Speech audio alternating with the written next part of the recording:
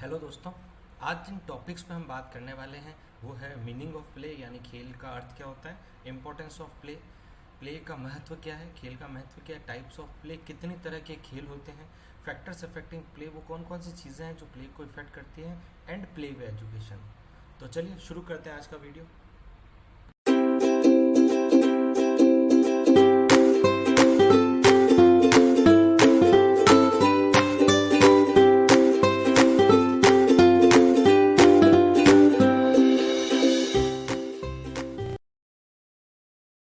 Hello दोस्तों, मैं अभिषेक, आपका ट्रेनर बीपीएस एकेडमी के इस चैनल पे आपका स्वागत करता हूं। आज जिस टॉपिक पे हम बात करने वाले हैं वो है आपका पेपर 1 चाइल्ड साइकोलॉजी का chapter number 9 play work and education. तो उस चैप्टर पे आज हम बात करेंगे।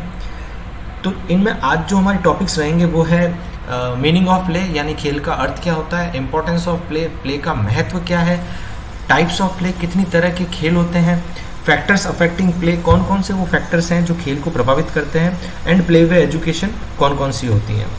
तो सबसे पहले मीनिंग ऑफ प्ले जान लेते हैं। तो प्ले का मतलब क्या होता है? Play is what we do when we are free to do what we will. Play वो चीज़ होती है हम जब फ्री होते हैं, हमारे पास जब कोई कार्य नहीं होता है और उस वक्त हम जो कार्य करते हैं, जो हम करना चाहते हैं, वो प्ले है। It is volitional and independent nature of play that is stressed in this definition. ये इंडिपेंडेंट प्ले टाइप का प्ले होता है जो इस डेफिनेशन में दर्शाया गया है। देखिए, खेल का मतलब क्या होता है? हमारा खेल का मतलब ये होता है कि हम जब खुश होने के लिए, अपने आप को बिजी करने के लिए, इंजॉय करने के लिए हम जब कार्य करते हैं, वो प्ले की डेफिनेशन में आता है। तो वो सब प्ले होता है जो बच्चा फ्री होते वक्त खेलता है। अब हम बात करते हैं इम्पोर्टेंस ऑफ प्ले, प्ले का महत्व क्या है। तो जैसा कि आप जानते हैं, ये सारे प्ले इतनी तरह के हो सकते हैं, साइकिल चलाना, किसी बॉल से खेलना, पतंग उड़ाना, ये सारे जो बच्चे खेल खेलते हैं वो सारे प्ले की डेफिनेशन में आते हैं। अब इम्पोर्टेंस ऑफ प्ले में सबसे पहले आता है मेंटल इम्पोर्टेंस, यानी कि उसका मानसिक महत्व भी है प्ले का। यानी कि प्ले मेंटल डेवलपमेंट के लिए बहुत ज़्यादा ज़रूरी है। हम जब कोई फिजिकल प्ले खेलते हैं तो उसका बच्चे जब प्ले मेंटल डेवलपमेंट भी प्ले की वजह से बहुत होता है, जैसे कि उसकी मेमोरी, याददाश्त बढ़ती है, उसको चीज़ों से डील करना आता है, ये सारे मेंटल डेवलपमेंट होते हैं। फिर उसके सोशल इंपॉर्टेंस भी है प्ले का। जब बच्चा खेलता है तो वो लोगों से संबंध बनाना सीखता है, अपने सोशल रिलेशनशिप बिल्डअप करना सीखता है। तो इसी तरह से उसके सोशल इंपॉर्टेंस भी बहुत है। डिसिप्लिन सीखता है, कोऑपरेशन सीखता है, एक दूसरे का साथ देना सीखता है, सिंपैथी सीखता है, भावनात्मक जुड़ाव कैसे होता है वो सीखता है, लीडरशिप स्किल सीखता है। ये सब उसके सोशल डेवलपमेंट होते हैं। उसके बाद उसके फिजिकल और बायोलॉजिकल डेवलपमेंट की हम बात करें तो हाँ, उसके शारीरिक विकास भी होता है खेलने से। तो उसका शारीरिक विकास भी होता है, बायोलॉजिकल विकास भी होता है, उसकी बॉडी अच्छी रहती है, बॉडी फिट रहती है। फिर उसका इमोशनल सिग्निफिकेंस भी है, वो अपने आप को एक्सप्रेस करना सीखता है, अपनी भावनाओं को कंट्रोल करना सीखता है, वो अपने डर के या फिर जो उसके अंदर एंग्जाइटी डेवलप होती है उसके रीजंस को फाइंड आउट करने की कोशिश करता है। ये सब उसकी इमोशनल इंपॉर्टेंस है।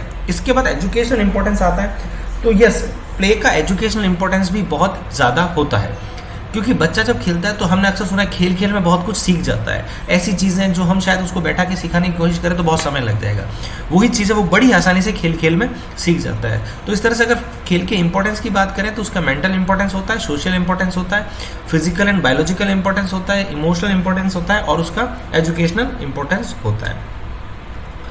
अब हम बात करते हैं टाइप्स ऑफ प्ले, खेल के कितने प्रकार होते हैं, कितने तरह के खेल होते हैं। तो इसमें सबसे पहले आता है एक्सपेरिमेंटल प्ले, यानी कि जो बच्चा कुछ प्रयोग कर करके सीखता है। कुछ उसने प्रयोग किया, उससे कुछ सीखा, कुछ अलग किया, उससे कुछ सीखा।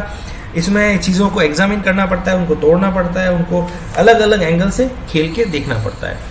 फिर आता है मूवमेंट प्ले। मूवमेंट प्ले में बॉडी का मूवमेंट बहुत ज़्यादा होता है, जैसे खेल जिसको हम बोलते हैं फिजिकल एक्टिविटी बहुत ज़्यादा होती है, जिसमें भागना, दौड़ना, कूदना, हाथों का यूज़ करना, ये सारा जो होता है वो मूवमेंट प्ले में आता है। फिर आता है कंस्ट्रक्टिव प्ले। कंस्ट्रक्टिव प्ले में जनरली बच्चे कुछ नई चीज़ बनाने का प्रयास करते हैं, कुछ चीज़ को कंस्ट्रक्ट करने की कोशिश करते हैं, वो दूसरी चीज़ों को जोड़ के, उनको संभाल के, उनको एक साथ लाकर।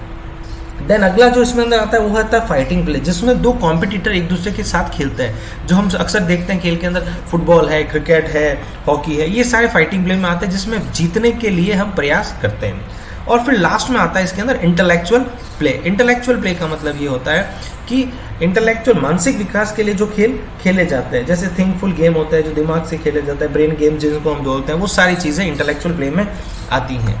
इसके अलावा अगर टाइप्स ऑफ प्ले हम देखेंगे तो अनऑक्यूपाइड, इसमें भी डिवाइड किए जा सकते हैं खेलों को। अनऑक्यूपाइड प्ले जिसमें आप कुछ करते नहीं हो, सिर्फ ऑब्जर्व करते हो, जैसा कि इस चित्र में आप देख सकते हैं एक बच्ची सिर्फ बाहर के एटमॉस्फेयर को देख रही है, ऑब्जर्व कर रही है, तो ये भी अनऑक्यूपाइड प्ले होता है जिसमें बच्चा खुद कुछ कर नहीं रहा होता है पर ऑक्यूपाइड होता है अपने आप में। फिर आता है सॉलिटरी प्ले। सॉलिटरी प्ले बच्चा खिलौनों से अकेले खेलता है, वो आता है सॉलिटरी प्ले के अंदर। फिर आता है ऑन लुकर्स। ऑन लुकर्स का मतलब ये होता है कि वो दूसरे बच्चों को खेलते हुए देखता है, वो अपने आप में ऑक्यूपाइड नहीं है पर दूसरे बच्चों को खेलते हुए देखकर उनके अंदर ऑक्यूपाइड है, तो ये ऑन लुकर्स हो गए। फिर आता है पैरेलल प्ले। पैरेलल प्ले में दो बच्चे एक जैसा खेल खेलते हैं पर अलग अलग, जैसे दोनों ड्राइंग कर रहे हैं, दोनों चित्रकारी कर रहे हैं, तो वो एक ही खेल को अलग अलग खेलते हैं। फिर आता है एसोसिएटिव प्ले। एसोसिएटिव प्ले में दो बच्चे एक दूसरे को साथ देकर कुछ बनाने की कोशिश करते हैं, एक दूसरे का सहयोग करके कुछ खेलते हैं। फिर आता है कोऑपरेटिव प्ले जिसमें आता है बोर्ड गेम जितने भी होते हैं, लूडो, सांप सीढ़ी, जिसमें एक दूसरे के साथ खेलते हैं पर एक दूसरे के विरुद्ध खेलते हैं। तो इस तरह से प्ले को हम इतने तरह में डेफिनेशन में बांट सकते हैं। अब हम बात करते हैं जो प्ले होते हैं उसके कौन कौन से फैक्टर्स हैं जो प्ले को इफेक्ट करते हैं। तो सबसे पहला फैक्टर जो है वो है एज। एज मतलब आयु। हर आयु में गेम बदल जाते हैं, ये हम सबको पता है। हर आयु के गेम अलग अलग तरह के होते हैं। तो इसमें जनरली देखा गया है बर्थ पैदा होने से 3 साल तक के खेल अलग होते हैं, 4 से 7 तक के अलग होते हैं, फिर 7 से 10 तक के अलग होते हैं, 10 से 13 तक के अलग होते हैं, वो अलग गेम होते हैं, और 14 से 19 तक के गेम अलग होते हैं। फिर आता है सेक्स एंड जेंडर। हाँ, लड़कियों के गेम्स अलग होते हैं, लड़कों के गेम्स अलग होते हैं, वो हमने देख ही रखा है। फिर आता है मेंटल डिफरेंसेस। हर व्यक्ति का जो मानसिक विकास होता है, मानसिक बौद्धिक जो उसका स्तर होता है वो अलग अलग होता है, और उस अलग अलग बौद्धिक स्तर के हिसाब से बच्चे अलग अलग गेम्स खेलते हैं। तो यस, ये भी एक फैक्टर होता है जो बच्चे के खेल को प्रभावित करता है। और लास्ट इसमें आता है एनवायरमेंटल डिफरेंसेस। आपके सोशल एनवायरमेंटल डिफरेंसेस कैसे हैं, आपके दोस्त कैसे हैं, आप कौन सी ट्रेडिशन से आते हैं, आपके सोशलाइट सोसाइटी कैसी है, क्लाइमेट कैसा है, जोग्राफिकल कंडीशन कैसी है, वातावरण कैसा है, आपका कल्चर कैसा है, इन सब चीज़ों को लेकर भी आपके खेल को इफेक्ट किया जा सकता है। अब हम बात करते हैं प्ले वे एजुकेशन। कितने तरह के प्ले वे एजुकेशन होते हैं। तो प्ले वे एजुकेशन की अगर हम बात करते हैं तो किंडरगार्टन एक प्ले वे एजुकेशन होता है, मॉन्टेसरी मेथड होता है, प्रोजेक्ट मेथड होता है, डेल्टन मेथड होता है, ह्यूरिस्टिक मेथड होता है, स्काउटिंग होता है, ड्रामेटिक मेथड होता है, और एप्रिशिएशन एंड लेसन मेथड होता है। इन प्ले वे एजुकेशन के ऊपर हम अलग से कोई वीडियो बना लेंगे किसी दिन, क्योंकि अपने आप में बहुत बड़ा टॉपिक है। पर अभी के लिए आप इतना समझिए, इतनी तरह के प्ले वे एजुकेशन होते हैं। ये अलग अलग वो मेथड हैं, प्ले खेल में सीखने के तरीके हैं, जिसमें किंडरगार्टन बहुत फेमस है, बहुत स्कूल्स में होता है किंडरगार्टन एजुकेशन, मॉन्टेसरी मेथड है। इन सारे एजुकेशन मेथड में खेल के थ्रू बच्चों को सिखाया जाता है। थैंक यू वेरी मच इस वीडियो को इतने ध्यान से सुनने के लिए। हमें उम्मीद है कि आपको इससे कुछ फ़ायदा हुआ होगा, और अगर आपको ये वीडियो अच्छा लगा तो प्लीज़ अपने दोस्तों के और मित्रों के साथ शेयर कीजिए जिनको इससे फ़ायदा हो सकता है। Once again thank you for watching this video.